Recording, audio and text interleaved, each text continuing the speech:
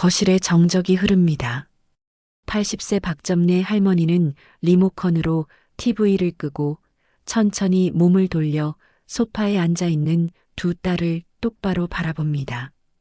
50년간 엄마로만 살아온 그녀의 입에서 짧지만 지진처럼 거실을 흔드는 말이 나옵니다. 알아서 하거라. 시계 초침 소리만 또각또각 들립니다. 뭐? 엄마 지금 나한테 하는 소리야? 55세 큰딸 혜숙의 입이 벌어집니다. 52세 둘째 딸 미경은 어머니를 믿을 수 없다는 표정으로 쳐다봅니다. 하지만 점례 씨의 얼굴에는 주름 사이로 처음 보는 단호함이 서려 있습니다. 알아서 하거라. 그동안 나한테 한 것처럼. 그녀가 다시 한번 말합니다. 이번에는 더 명확하게. 방 안쪽에서 발소리가 들립니다. 50세 아들 철수가 팔짱을 낀 채 미소를 머금고 서 있습니다. 어떻게 80세 어머니가 이런 말을 할 수 있게 되었을까요? 이야기는 2주 전으로 거슬러 올라갑니다. 2주 전 토요일 오후 철수의 집 거실, 걸레질 소리와 물 짜는 소리가 들립니다. 거실 한가운데 80세 점례 씨는 무릎을 꿇고 바닥을 닦고 있습니다. 그녀의 손은 쉬지 않고 움직입니다. 소파에서는 스마트폰을 만지는 소리가 들립니다. 엄마, 이 집 먼지 좀 봐. 청소 제대로 안 했어? 혜숙이 손가락으로 선반을 훑으며 말합니다. 오늘 아침에 했는데 아침에 했으면 뭐해? 지금 먼지 있잖아. 다시 해. 응. 걸레를 다시 들어올리는 소리가 들립니다. 엄마, 그리고 내 옷 세탁 아직 안 했어? 어제 부탁했잖아. 미안하다.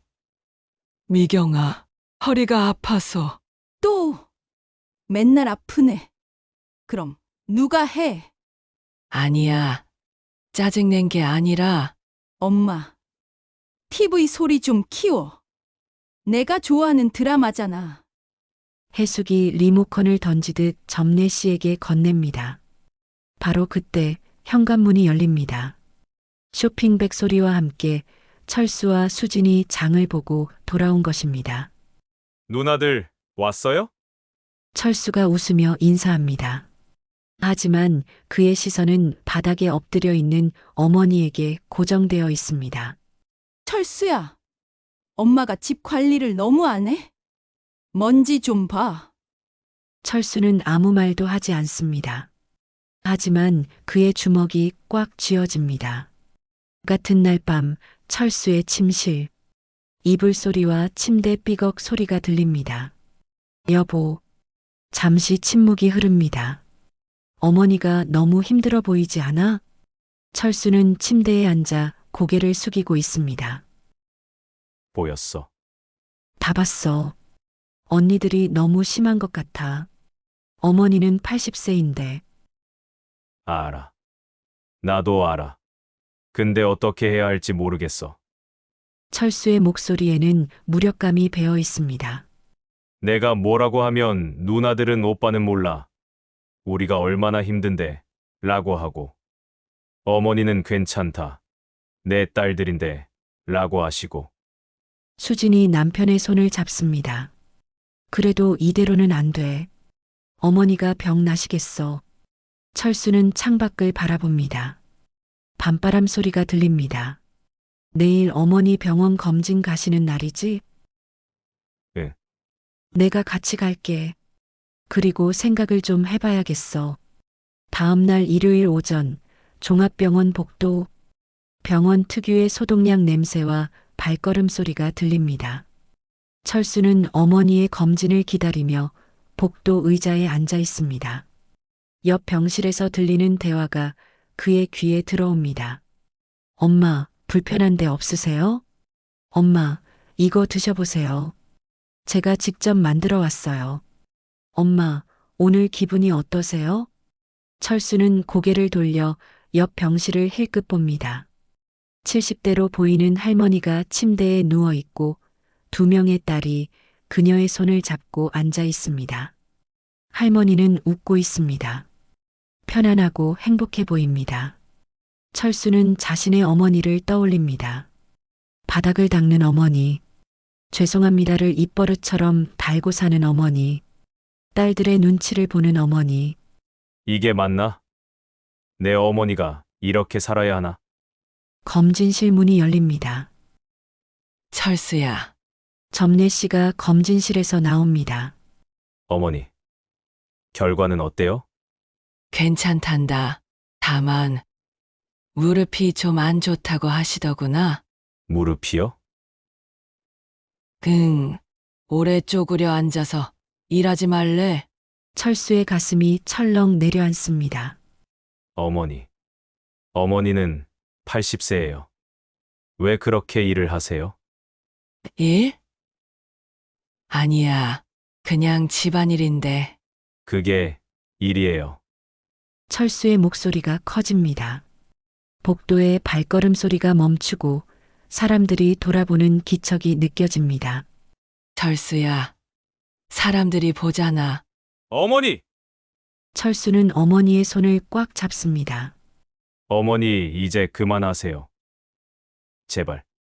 점례 씨는 아들의 눈에 고인 눈물을 보고 놀랍니다. 병원에서 집으로 가는 차 안. 엔진 소리만 낮게 울립니다. 차 안은 조용합니다. 점례 씨는 창밖을 보며 과거를 떠올립니다. 40년 전, 젊은 점례 씨는 세탁소를 운영하며 새 아이를 키우고 있었습니다. 남편은 일찍 세상을 떠났고 그녀는 혼자 아이들을 키워야 했습니다. 엄마, 배고파. 엄마, 이 옷 내일 입고 가야 하는데. 엄마, 숙제 도와줘. 다리미 소리가 지글지글 들립니다. 점례 씨는 밤늦게까지 다림질을 하고 아이들 밥을 하고 숙제를 봐줬습니다. 괜찮아. 내가 조금만 더 힘내면 돼. 애들만 잘 크면 돼. 20년 전 딸들이 결혼을 했습니다. 점례 씨는 딸들에게 자신의 집을 팔아 혼수를 해줬습니다. 엄마, 고마워. 이거 없었으면 큰일 날 뻔했어. 괜찮아. 엄마는 작은 집에서 살면 돼.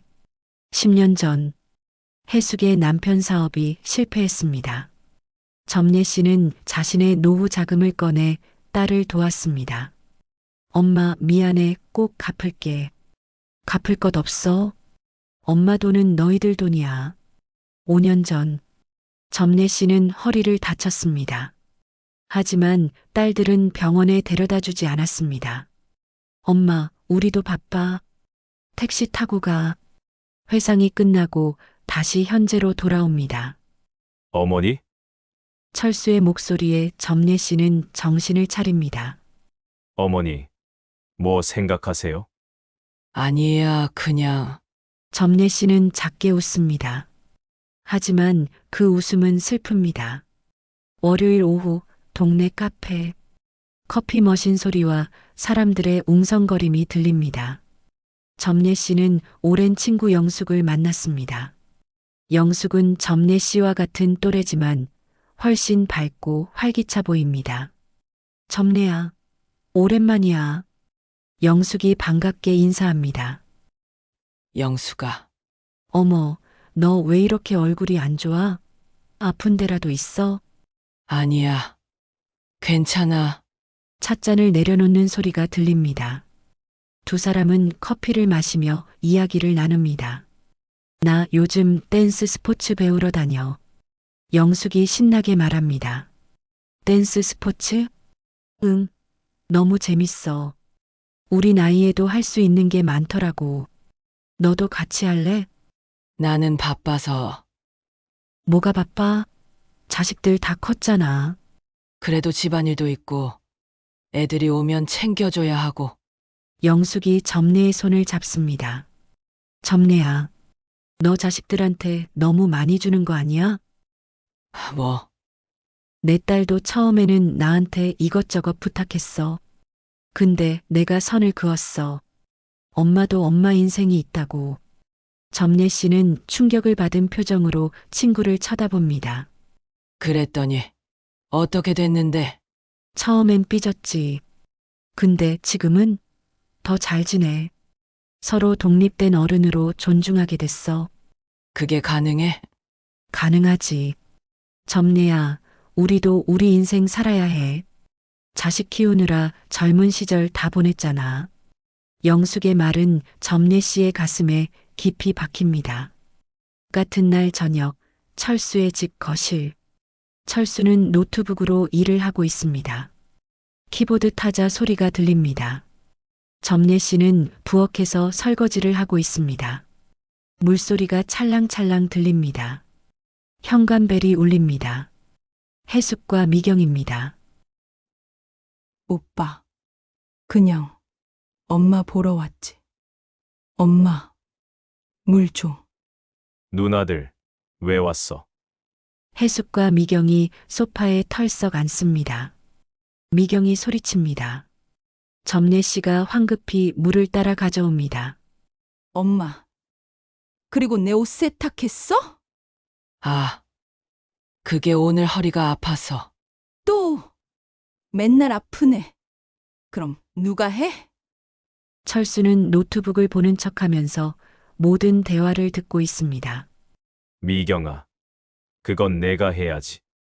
철수가 조용히 말합니다. 오빠는 몰라. 나 얼마나 바쁜데. 어머니도 바빠. 엄마가 뭐가 바빠? 집에만 계시잖아. 철수의 손이 떨립니다. 하지만 그는 참습니다. 오빠. 그리고 있잖아. 해숙이 조심스럽게 말을 꺼냅니다. 엄마 집 말인데. 그거 언제 정리할 거야? 엄마 집, 응. 엄마 혼자 사시기엔 너무 크잖아. 팔아서 우리가 나누어 가지면. 철수는 믿을 수 없다는 표정으로 누나를 쳐다봅니다. 누나, 어머니가 살아계신데 무슨 소리예요? 아니. 그게 아니라 미리 정리를 해두면 나중에 편하잖아. 나중에. 어차피 엄마도 늙으셨고. 철수는 노트북을 쾅 닫습니다. 누나들, 나가줄래요? 뭐? 지금 당장 나가요. 철수의 목소리는 차갑고 단호합니다. 늦은 밤 철수의 침실. 철수는 침대에 앉아 머리를 감싸쥐고 있습니다. 수진이 옆에서 남편의 등을 쓰다듬습니다. 여보, 나 미치겠어. 철수의 목소리가 떨립니다. 내 누나들이 내 어머니를 저렇게 대하는 걸 보는 게 너무 힘들어. 알아. 어머니는 평생 우리를 위해 사셨어. 아버지 일찍 돌아가시고 혼자 세탁소 하시면서 우리 셋 다 대학 보내셨어. 철수의 눈에 눈물이 고입니다. 근데 지금은 하인처럼 부려먹히고 계셔. 80세가 넘은 우리 어머니를. 여보, 울지 마. 나 뭐 해야 할지 모르겠어. 누나들한테 뭐라고 하면 가족이 깨질 것 같고 그렇다고 이대로 둘 수도 없고. 수진이 남편의 손을 꽉 잡습니다. 여보, 가족이 깨지는 게 두려워서 어머니가 고통받게 둘 거야? 철수는 아내를 쳐다봅니다. 진짜 가족이라면 서로 존중해야 해. 지금 누나들이 하는 건 존중이 아니야. 착취야. 착취. 맞아. 어머니의 시간, 건강, 감정을 착취하는 거야. 수진의 말은 철수의 가슴을 찌릅니다. 내가 뭘 해야 할까? 어머니를 지켜줘. 그게 진짜 효도야. 다음 날 오후 철수의 집 거실. 철수는 어머니를 소파에 앉힙니다. 점례 씨는 불안한 표정입니다. 왜 그러니? 철수야, 어머니, 제가 병원에서 옆 병실 할머니를 봤어요. 철수가 부드럽게 말을 시작합니다. 딸들이 3시간마다 와서 안부 묻고 손 잡고 엄마 사랑해요라고 하더라고요. 점례 씨는 쓸쓸하게 웃습니다. 착한 자식들을 뒀나 보지. 어머니도 착한 자식들을 뒀어요. 철수가 단호하게 말합니다. 다만 그 자식들이 방법을 잊은 것 같아요. 아니, 어머니가 너무 많이 주셔서 받는 게 당연하다고 착각하는 것 같아요. 점례 씨는 고개를 숙입니다. 철수야, 그래도 혜숙이는 남편이 사업 실패해서 힘들고 미경이는 어머니. 철수가 어머니의 말을 끊습니다. 어머니는 혜숙이 엄마도 아니고 미경이 엄마도 아니에요. 어머니는 어머니예요. 박점례라는 한 사람이에요. 박점례. 맞아요. 어머니는 누군가의 어머니이기 전에 박점례예요. 철수는 어머니의 손을 잡습니다. 어머니, 이제부터 누나들이 뭘 부탁하거나 닥달하면 이렇게 말하세요. 철수는 또박또박 말합니다. 알아서 하거라. 그동안 나한테 한 것처럼. 점례 씨는 눈을 크게 뜹니다. 그런 말을 내가 어떻게 하셔야 해요. 어머니가 안 하시면 누나들은 평생 그렇게 살 거예요. 근데 철수야, 어머니, 저 약속할게요. 철수가 진지하게 말합니다. 어머니가 용기 내시면 제가 어머니를 끝까지 지켜드릴게요. 점례 씨의 눈에 눈물이 고입니다. 같은 날 밤 철수의 서재. 서류 넘기는 소리가 들립니다. 철수는 어머니의 통장과 서류들을 살펴보고 있습니다. 수진이 차를 가져옵니다. 잔을 내려놓는 소리가 들립니다. 어머니 재산이 얼마나 돼? 집 한 채, 예금 3천만 원 정도. 그게 다야? 나머지는 다 누나들한테 줬어. 철수는 한숨을 쉽니다. 혜숙이 결혼할 때 1억, 미경이 결혼할 때 8천, 혜숙이 남편 사업 실패했을 때 5천. 세상에. 그리고도 지금까지 매달 용돈까지 주시고 계셔. 철수는 서류를 내려놓습니다. 근데 누나들은 어머니 집까지 탐내고 있어. 너무하다. 내일 등기부터 정리할 거야. 어머니 명의로 확실하게. 철수의 눈빛이 단호합니다. 토요일 오후 철수의 집 거실. 혜숙과 미경이 방문했습니다. 점례 씨는 평소와 달리 TV 앞에 편안하게 앉아 드라마를 보고 있습니다. TV에서 드라마 소리가 들립니다. 엄마, 혜숙이 부르지만 점례 씨는 반응하지 않습니다. 엄마. TV 소리 좀 줄여. 점례 씨는 천천히 리모컨을 들어 TV를 끕니다. 그리고 두 딸을 똑바로 쳐다봅니다. 엄마. 그리고 내 옷장에 넣어둔 돈 못 봤어? 미경이 묻습니다. 점례 씨는 천천히 일어섭니다. 알아서 하거라. 거실에 정적이 흐릅니다. 뭐? 알아서 하거라. 그동안 나한테 한 것처럼. 점례 씨의 목소리는 떨리지 않습니다.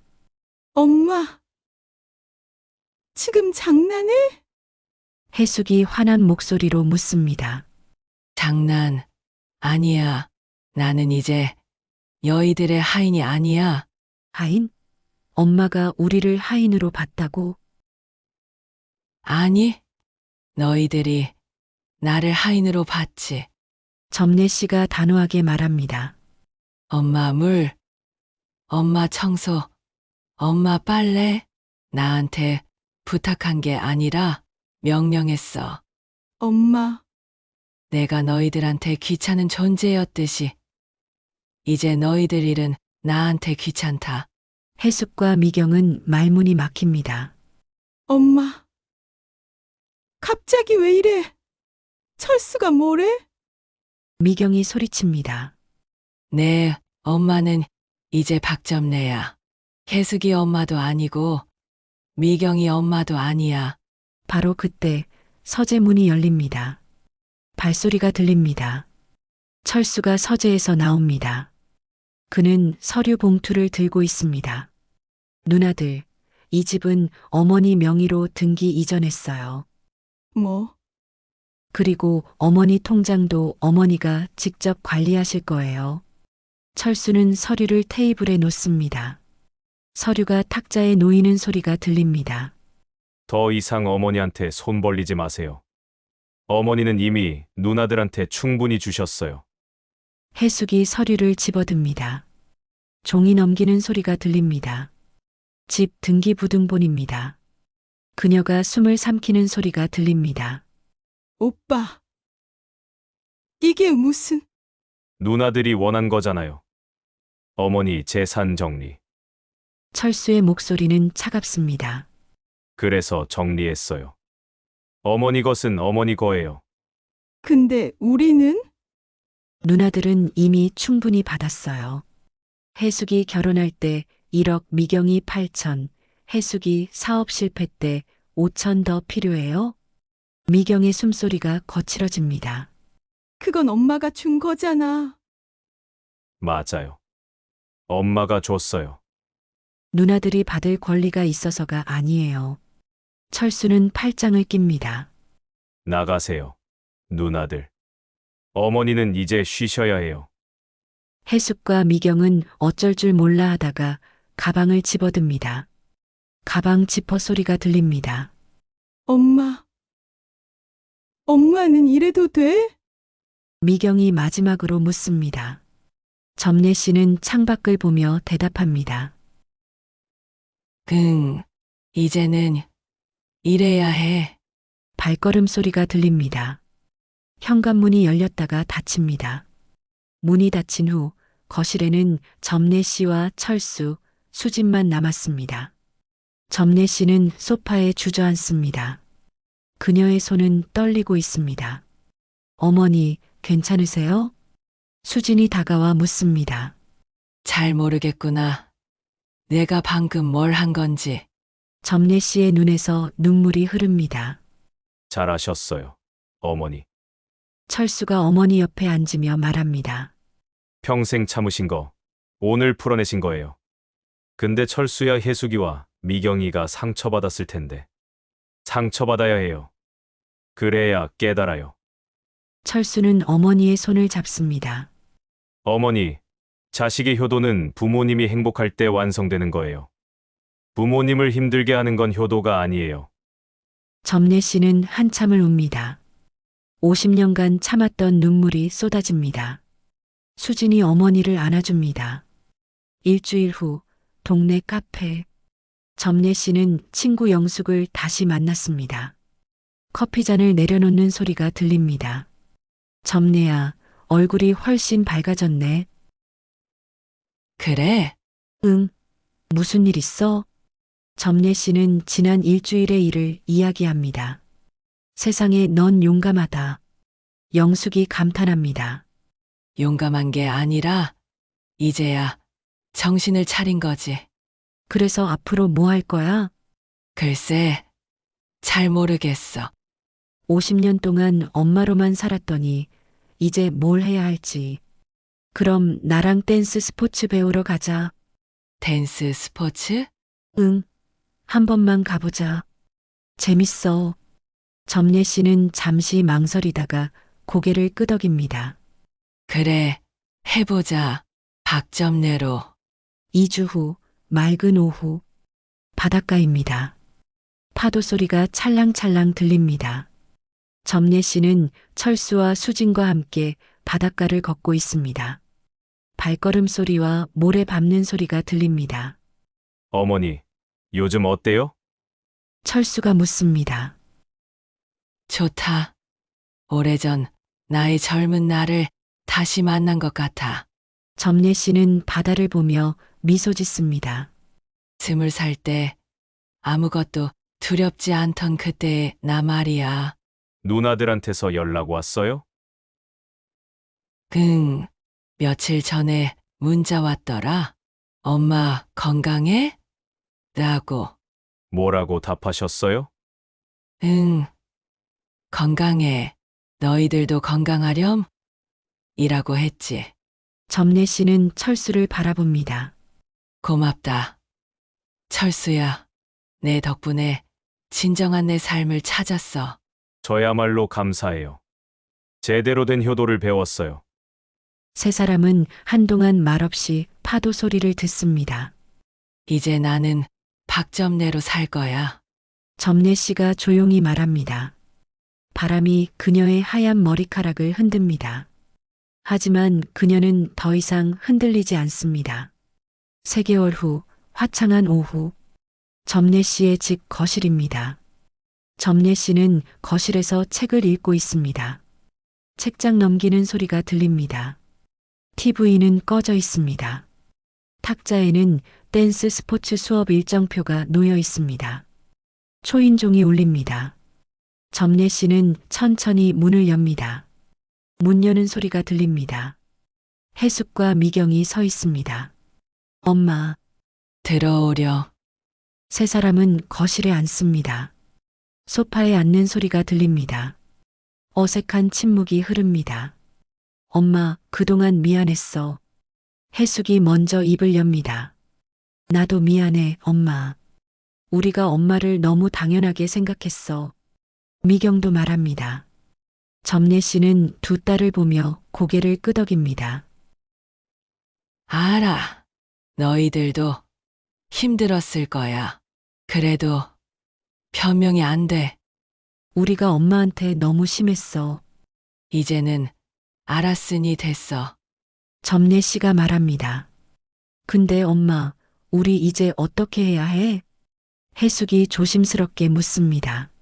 서로 존중하면서 지내는 거지. 나는 너희들 엄마지만 그 전에 박점례라는 한 사람이야. 알겠어, 엄마. 미경이 눈물을 닦습니다. 그래도 가끔 보러 와도 돼? 물론이지. 엄마가 시간이 있을 때. 점례 씨가 웃으며 대답합니다. 세 사람은 오랜만에 편안하게 차를 마십니다. 찻잔 부딪히는 소리가 들립니다. 저녁, 댄스 스포츠 연습실입니다. 왈츠 음악이 흐릅니다. 점례 씨는 댄스 스포츠 수업에 참여하고 있습니다. 그녀는 서툴지만 즐겁게 춤을 추고 있습니다. 발걸음 소리와 음악이 어우러집니다. 그녀의 얼굴에는 소녀 같은 미소가 떠올라 있습니다. 음악이 끝납니다. 수업이 끝나고 영숙이 다가옵니다. 점례야, 많이 늘었네. 정말? 나 아직 어색한데. 아니야. 제일 밝아 보여. 얼굴이 10년은 젊어진 것 같아. 점례 씨는 거울을 봅니다. 거울 속에는 80세 할머니가 아니라 꿈을 꾸는 박점례가 있습니다. 음악이 다시 흐르기 시작합니다. 점례 씨는 다시 춤을 춥니다. 진정한 효도는 부모님이 부모가 아닌 자기 자신으로 살 수 있게 하는 것입니다. 80세든 90세든 누구나 누군가의 부모가 아닌 자기 자신으로 살 권리가 있습니다. 자식의 효도는 부모를 섬기는 것이 아니라 부모가 행복하게 자신의 삶을 살 수 있도록 존중하는 것입니다.